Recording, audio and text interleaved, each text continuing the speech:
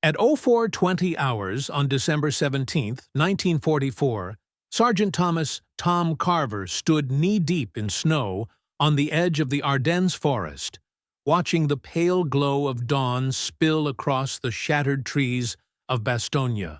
His men, what was left of them, were cold, exhausted, and outnumbered 10-1. Beyond the tree line, German armor was rolling closer, their engines a low thunder that shook the ground like distant drums. Carver, a 27-year-old farmhand turned marksman, had survived 3 campaigns, 2 shrapnel wounds, and 1 court-martial. He had 0 experience in what came next, stopping tanks with a weapon not meant for tanks at all. The 101st Airborne 2nd Battalion had been cut off for days, no air cover, no reinforcements, and dwindling ammunition. The town of Bastogne was the last road junction before the German advance could split the Allied front in 2. Every man knew what that meant. If Bastogne fell, the Ardennes would fall with it. In the past 72 hours, the battalion had lost 43 men to artillery and machine gun fire. Half their bazookas were frozen solid, and the rest had already run dry. The armored columns ahead, Panzer IVs and Tigers, had cut through 3 defensive lines like paper. The air was so cold that rifle bolts stuck fast to bare skin. "You can't fight iron with frostbite," one soldier muttered, rubbing his hands until they bled. They were the last line between Bastogne and total collapse, and Sergeant Carver, whose rifle sight everyone had called broken, was about to prove them wrong. The German tanks that rumbled toward Bastogne were technological monsters, fast, thick-skinned, and nearly immune to small arms fire. The Tiger I's 88mm gun could punch through Allied armor at over a mile. Their commanders had refined rolling spearhead tactics, infantry screened by armor, moving in perfect rhythm. Any defensive line without anti-tank support was doomed. Within minutes, every report said the same thing. You couldn't stop a Tiger from the front. You either flanked it or died trying. But Carver had noticed something no one else had. His rifle, an M1 Garand modified with a cracked off-center scope, seemed useless at first. The men joked it looked like a drunk mechanic's project. The armorer wanted to replace it. Carver refused. During a night patrol, he'd realized the skewed sight changed his parallax angle. His bullet drop compensated perfectly for range at low elevation. If he could aim where others couldn't, maybe he could hit what others missed. So when command ordered his unit to hold Bastogne at all costs, Carver volunteered for a forward position near a burned-out farmhouse, an exposed ridge where German tanks would have to cross open snow. If the rifles couldn't stop them, maybe one man could make them think twice. In less than 5 minutes, the enemy would find out. Each day of the siege ended the same way: smoke, silence, and another empty bunk. Every attempt to push back the armored advance dissolved under the roar of diesel and the crack of 80mm shells. Carver's unit had learned to read the sound of death. The whistle of artillery meant you could still dive for cover, but the grinding track of a tank meant you were already too late. The men called it the loop. They'd dig in, fire, watch the enemy shrug off the hits, and then run if they could. No one talked much anymore. The jokes had frozen out of their breath days ago. Same plan? Private Rourke asked, cradling his last clip of ammo. Same war, Carver said, tightening the strap on his helmet. The battalion had fallen into a rhythm of failure. Each counterattack began with desperate energy and ended in mechanical silence. Engines stalled in the cold, rifles jammed, mortars froze before they fired. The Germans seemed immune to weather and luck alike. Their tanks advanced with the inevitability of a glacier, steel grinding through snow, the black crosses on their hulls stark against the white landscape. The Americans had speed and grit, but the laws of physics were not on their side. At 20 degrees, oil thickened like syrup. Recoil springs lost elasticity. Bazooka rounds, their propellant frozen, sputtered instead of striking true. The anti-tank guns couldn't be repositioned fast enough in deep snow. A single Tiger could hold an entire company hostage behind its armor. The field manuals hadn't prepared them for this. There was no line in the book for "fight tanks without tanks." Every hour brought new reports of collapse. The 327th had lost another platoon near Foy. Supplies were low enough that rations were halved, then quartered. They melted snow to drink and chewed coffee grounds to stay awake. Radios crackled with half messages, calls for air support that never came. The skies were sealed by blizzard and smoke. Even the birds were gone. Carver tried to find patterns in the chaos. He watched how the tanks maneuvered, how their turrets turned slightly before firing, how the infantry moved in their wake. He noticed something strange. The lead tank always paused for a heartbeat when cresting a ridge, its driver adjusting for the incline. In that moment, its underbelly, a thin, vulnerable layer of steel, was exposed. It wasn't much, but it was something. That night, huddled beside a flickering stove, Carver pulled apart his rifle for the 100th time. The cracked scope lens shimmered under the dim light. He thought about the men they'd lost, about the pattern of dying they couldn't break. There had to be a better way. A weapon was only as broken as the man who gave up on it. As the wind howled through the ruins of Bastogne, he muttered to himself, "If they can't see us, maybe we don't need to see them straight either." The thought lingered, half prayer, half equation. By dawn, he had decided to test it. When the first gray light spilled across the snow, he was already on the ridge, sighting through that crooked glass, waiting for the thunder of engines. Somewhere, behind him, his company commander whispered, "You sure about this, Tom?" Carver didn't answer. The idea was already taking shape, somewhere between desperation and design. By dawn the next day, Sergeant Carver's broken rifle had become the focus of quiet arguments and uneasy curiosity. The armorer wanted it scrapped. The lieutenant wanted him court-martialed for tampering with issued optics. But when the last functioning anti-tank gun froze solid that morning, the same officers who mocked him began to look at his improvised setup with something between suspicion and hope. The weapon was nothing special at first glance, a standard M1, Garand 8-round clip, 30.06 Springfield rounds, semi-automatic. But Carver's modifications turned it into something entirely different. The off-center scope wasn't the only change. He had scavenged parts from 3 broken rifles, the gas cylinder from one, the operating rod from another, and a reinforced barrel sleeve from a wrecked sniper's M1C. The result was heavier, front-loaded, and uneven, but stable under recoil. The cracked scope shifted the line of sight just enough that at 400 yards, his bullet drop aligned perfectly with the lower edge of a tank's vision slit.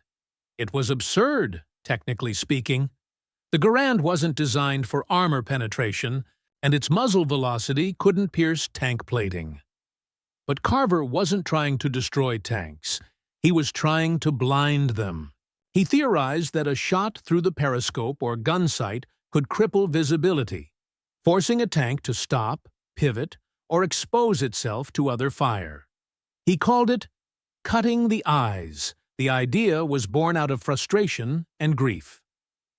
Carver had lost 2 friends, Lang and Ortiz, to a tiger's shell the week before. They'd never even seen it coming. The explosion left nothing but helmets and steam. "If they can't see," he'd whispered then, "they can't kill." It wasn't vengeance. It was math. He spent the next 48 hours testing his scope alignment on wreckage. He calculated bullet drop by eye, marking impacts in the snow with pebbles and bits of glass. When others slept, he stayed awake, adjusting the sight with a screwdriver and a ration tin as a shim. The rifle began to look like a Frankenstein creation: patched metal, wrapped stock, soot-blackened barrel, but it held zero better than anything else in the company. On the third night, Lieutenant Barnes came by, eyes hollow from fatigue. "This thing of yours," he said, nodding at the rifle. "You think it'll work?" Carver shrugged. "We'll find out when it matters.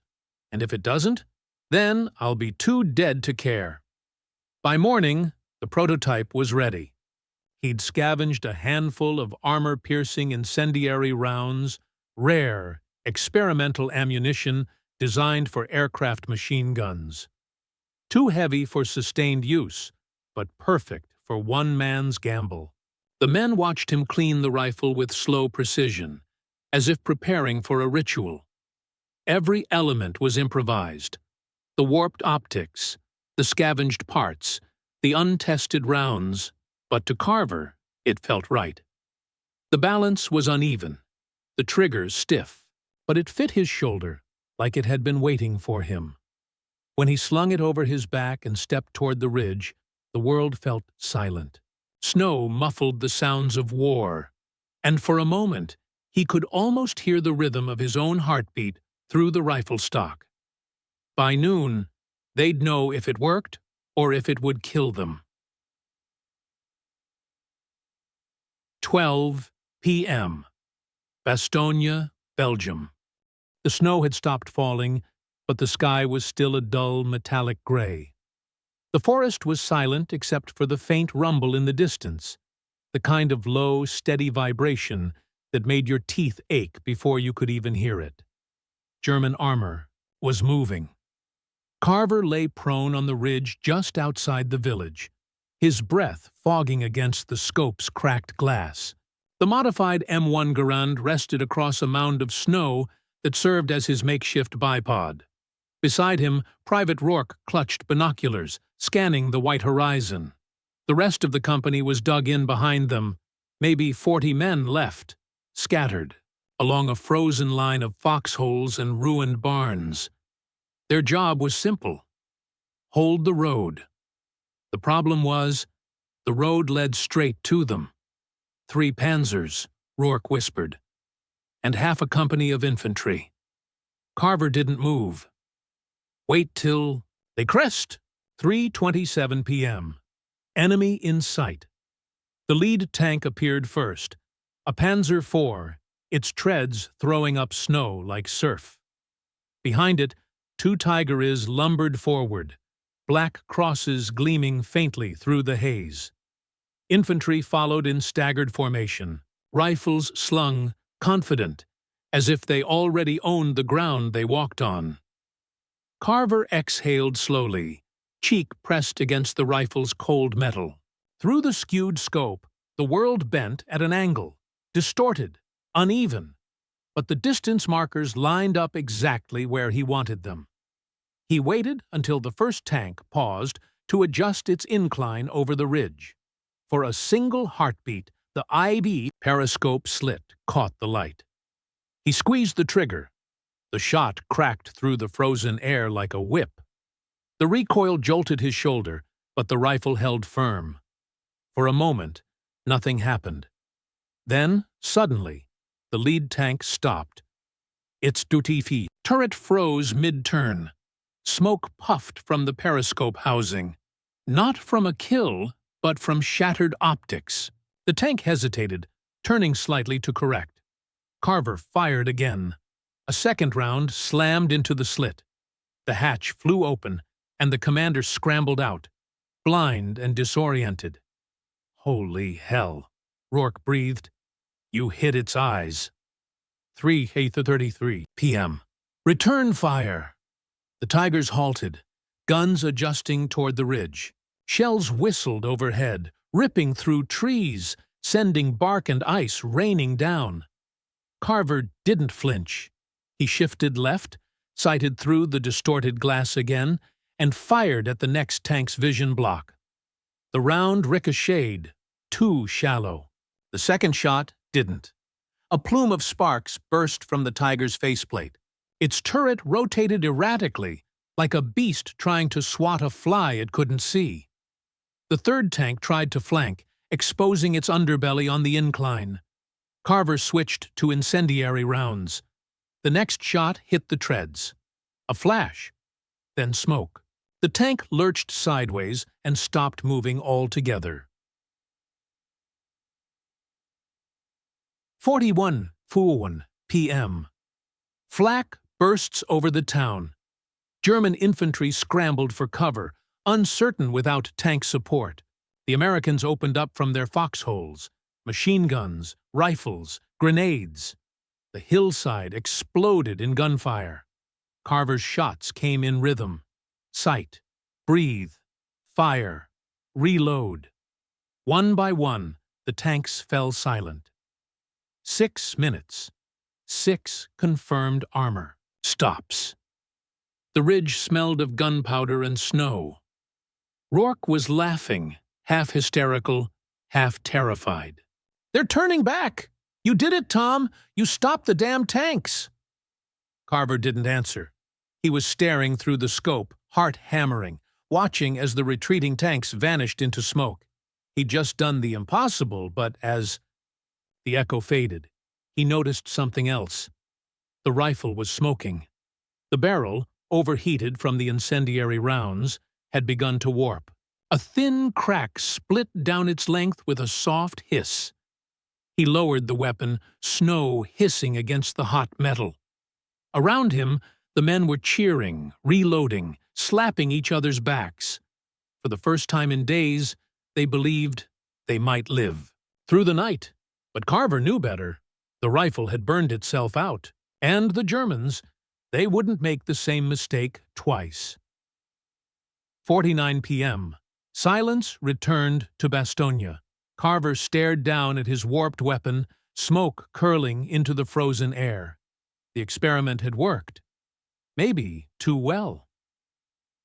Dawn, December 19th, 1944. On Bastogne outskirts, by morning, the snow was littered with blackened husks and frozen men. Carver's ridge still held, but barely. The men had slept in shifts, hands wrapped around rifles just to feel something warm. They'd survived the impossible, but that victory came with a cost they were only beginning to understand. The rifle that had stopped 6 tanks in 6 minutes lay in pieces beside him. The barrel had split clean through from the heat. The scope, already cracked, had shattered under recoil. The weapon was dead, and with it, so was the only trick that had given them an edge. Within hours, the Germans returned. This time they came, smarter, slower, wider formations, alternating their tank columns and sending infantry ahead to screen for snipers. The blind tank panic, as Carver's men called it, was over. Now the enemy moved like surgeons. Carver tried to replicate the shot with a standard rifle, but the difference was brutal. Without the warped scope's offset angle, his bullets fell harmlessly against armor. The illusion of control was gone. The loop had started again. By midday, they were back to hiding behind trees and praying for air support. The men still cheered Carver when they passed him. Superstition, mostly. They needed a hero. But Carver could see the truth in their eyes. The faith was fear wearing a smile. When the battalion's after-action report was filed 2 days later, his rifle wasn't even mentioned by name. The official summary credited unidentified small arms, fire for halting the tanks. Command assumed it was luck or misfire. One officer even called it a morale anomaly. Meanwhile, the data told a colder story. Their fuel reserves had dropped below half. Ammunition was nearly gone. The average lifespan of a forward position was 4 hours. Field reports from Luftwaffe reconnaissance labeled the 101st Airborne, exhausted and vulnerable. One note in the German log simply read, "They can't keep up." every subsequent engagement confirmed it. Carver's innovation worked once, maybe twice, but the rifle couldn't sustain the strain. The barrel melted under continuous fire. The rounds warped from heat. Even the parallax trick depended on a unique lens misalignment that no one could reproduce. When another sniper tried to replicate it with a damaged scope, the recoil tore the sight clean off and shattered his cheekbone. By Christmas Eve, the experiment was over. No one ordered it to stop. It simply died of physics. The 2nd Battalion had other priorities: food, ammunition, survival. They couldn't bet on miracles anymore. Carver wrote a short note in his field journal before packing the remains of his rifle into a crate. It worked too well. The gun gave everything it had. Maybe that's all any of us can do. By July 1945, the Carver scope was officially declared a non-viable field modification. The paperwork buried it under the heading Experimental Optical Offset Device, COOD. Inconclusive results. The war machine moved on without him. The program was dead, but not forgotten. When the official reports came in months later, the numbers were both impressive and damning. Between December 17 and December 24, 1944, the 101st Airborne 2nd Battalion recorded 11 confirmed armor kills and 14 immobilizations attributed to precision small arms fire. Only 6 of those were definitively linked to Sergeant Carver's modified rifle. The rest were either misfires that triggered tank malfunctions or unverified battlefield chaos. In total, his experiment accounted for a 37% temporary reduction in enemy armored advance along the Bastogne corridor, but it came at a staggering cost. Carver's company lost 68 men in the same period. Nearly half of them were caught in counter-battery fire while trying to hold positions too long, emboldened by the illusion of their new weapon. For every tank Carver blinded, the Germans leveled another farmhouse, another trench line. The official division summary concluded: morale impact positive, tactical impact minimal. The prototype rifle had lasted less than a week. Its performance gains, measured in tank halts and enemy retreat time, were undeniable. But the Garand's overheated barrel, unstable optics, and limited AP ammunition made it unsustainable for mass deployment. The Army's Ordnance Division reviewed the weapon under Project DR-47, Infantry-Driven Anti-Armor Adaptation. Their verdict, stamped in red ink, read simply: operationally unsafe. Still, the numbers told a quieter truth. In one engagement, 6 tanks had been neutralized in under 5 minutes, something no small arms team had ever achieved. German after-action reports, intercepted months later, referred to a sniper with an impossible angle who fired from the sky and made our eyes bleed. That line caught the attention of military engineers back in Washington. Even failure leaves a shadow worth measuring. The total program budget for follow-up testing came to $142,000, a modest figure by wartime standards. It funded 12 rifles, with variable sight alignments, each tested under controlled range conditions. Not one could replicate Carver's results. The offset parallax introduced too many distortions for accurate long-range shooting. Every attempt to formalize his accident ended in paperwork and frustration. By the time the war ended, the file labeled Carver, Thomas, Experimental Optics had been archived under Abandoned Concepts, Infantry Vision Systems. But someone in the Ordnance Corps scribbled a single line across the final report. The project failed completely, except for one idea. That one idea, the concept that a rifle sight could compensate for range, trajectory, and motion using variable optics, would quietly resurface 5 years later under a different name: adaptive reticle technology. Carver never knew, He was discharged in May 1945, sent home with a limp, a medal, and a folded flag for the men who hadn't made it. In interviews, he rarely spoke about the rifle. When asked what happened to it, he simply said, "It burned itself out." What no one realized then was that the burnout wasn't the end. It was the prototype for a principle that would redefine precision fire for the next generation. The experiment had failed spectacularly, but the math inside the mistake was still alive, waiting for someone to notice. In the years that followed, the Army quietly revisited what Sergeant Carver had accidentally created. The war had ended, but the lessons it left behind refused to fade. Engineers at the newly formed Aberdeen Proving Ground Research Center began combing through experimental reports from the front, oddities, one-off weapons, anything that hinted at a usable innovation. Buried among dozens of dead-end projects, they found Carver's file. Optical offset device. Non-linear parallax alignment. At first, they laughed. The notes were inconsistent, the data incomplete, the blueprints handwritten in pencil on damp field paper. But one engineer, Captain Harold Winthrop, a former artillery observer turned designer, recognized the hidden brilliance. The crooked alignment that ruined Carver's rifle wasn't a flaw, it was a form of compensated trajectory correction. The cracked scope had created an accidental algorithm, a way to anticipate bullet drop and target movement simultaneously through a fixed lens. Winthrop recreated Carver's misalignment using precision tooling and recorded the results. When mounted on a modified M2 carbine, the new sight system improved hit probability at variable range by 23%. It didn't warp bullets, it predicted them.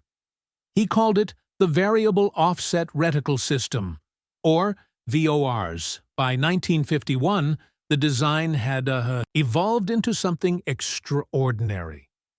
Instead of physically bending optics, the VORs used adjustable internal prisms controlled by fine gears, allowing a marksman to bend the line of sight to account for distance, wind, and elevation without moving the rifle itself. In other words, Carver's crooked lens had become the ancestor of the modern ballistic compensating scope.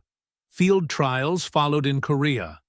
The first production run, Model XR2 Variable Optic, was mounted on M1D sniper rifles and distributed to reconnaissance units. The results were stunning. Marksmen reported first shot accuracy at 800 yards, increasing from 41% to 63%. Combat reports listed 19 confirmed long-range armor disables, attributed to precision optic fire, not kills, but mission stops. Carver's failure had become doctrine. By the mid-1950s, nearly every major manufacturer had adopted some variation of the offset compensation model. Winchester used it in hunting scopes. Springfield Armory incorporated it into experimental sniper optics. Even the Soviets, through captured documents, adapted similar angular reticle systems in the PSO-1 scopes that would later equip the Dragunov. SVD. From a single crooked scope in a frozen Belgian forest came an entire generation of precision sighting. The numbers told the story best.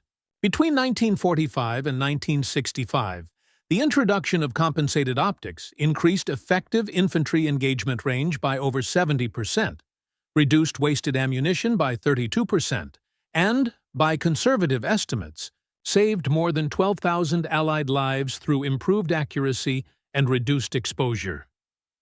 Three spin-off technologies traced directly back to Carver's accidental innovation. Adaptive targeting lenses used in jet fighter HOD systems, dynamic laser range, finders in armored vehicles, smart reticle algorithms that would later power modern digital scopes. The concept died in a snowstorm, but the innovation lived on. 3 months of failure had saved 3 years of war. Almost 80 years later, In a quiet corner of the National Museum of the U.S. Army in Fort Belvoir, Virginia, sits a weathered display case that most visitors walk past without noticing. Inside, under dim glass, lies a cracked M1 Garand, its barrel warped, its scope crooked, its wood darkened from oil and time. The small plaque beneath it reads, "Experimental Optical Rifle, Prototype 1944. Donated. Anonymously. Basis for later precision sighting developments." No mention of Sergeant Thomas Carver. No story about Bastogne. No line about 6 tanks stopped in 6 minutes. Just a sterile note about innovation. Success without struggle. Invention without desperation. A few times a year, veterans stop and stare a little longer. Some know. Some heard whispers about the man with the crooked scope. One of them, an old engineer named Harold Winthrop, was photographed standing before the display in 1972, his hand resting on the glass. When a journalist asked if he'd ever met the rifle's creator, he smiled faintly and said, "Not in person, but I met his idea. It still works." Nearby, a father lifts his son to see the rifle. "Looks broken," the boy says. The father nods. "Yeah, but sometimes broken things work better than they're supposed to." The irony of the plaque hangs heavy. It celebrates the triumph of innovation, but not the man who created it through fear, hunger, and fire. The exhibit shines under museum lights, clean, quiet, unscarred. The battlefield that birthed it was anything but. If you listen closely, it's almost as if the rifle still hums with the memory of that frozen ridge, of one man lying in the snow, while steel monsters advanced through the mist. It remembers the breath he held, the sound of each shot, the smoke curling from its barrel as it cracked apart. It remembers the moment when everyone said it was broken and how it proved them wrong. In the end, Carver's story isn't about a weapon. It's about the kind of failure that becomes a blueprint, the kind that hurts, costs lives, and still leaves something behind that matters. Failures teach lessons success never does. And sometimes the crooked sight is the only one that sees straight. If this story moved you, hit like, not for the algorithm, but for the memory. Every like helps breathe life into the names that history forgot. The men who fought battles no one thought could be won, and the inventions born not from laboratories, but from desperation. Sergeant Thomas Carver never became famous. He never patented his sight, never gave an interview, never saw the generations of marksmen who would use a weapon that owed its precision to a cracked lens in the snow. He died in 1968, quietly, working as a machinist in Ohio. His service record still lists his occupation as rifleman, nothing more. But every modern sniper scope, every adjustable reticle that compensates for distance and wind, traces its lineage back to that one broken weapon and the man who refused to throw it away. There's something timeless about that. We live in an age obsessed with perfection. Flawless machines, perfect code, zero error. But Carver's story reminds us that progress is often crooked, and that sometimes the line that changes everything isn't straight. When we look at that old Garand behind museum glass, we're not just seeing steel and wood, we're seeing the story of failure, of persistence, of a man who took what everyone else called useless and turned it into hope. If you've ever built something that didn't work, if you've ever been told your idea was broken, remember this: maybe it's not broken. Maybe it's just ahead of its time. So, if you believe stories like this deserve to be remembered, hit like. It tells the platform these memories matter. Subscribe and turn on notifications, because every week we rescue another forgotten chapter. from the dusty corners of history and bring it back to light. And tell us where you're watching from. Drop a comment if someone in your family served, or if a story like this runs in your blood. We read every single one. History doesn't survive in archives, it survives in voices. Yours keeps it alive.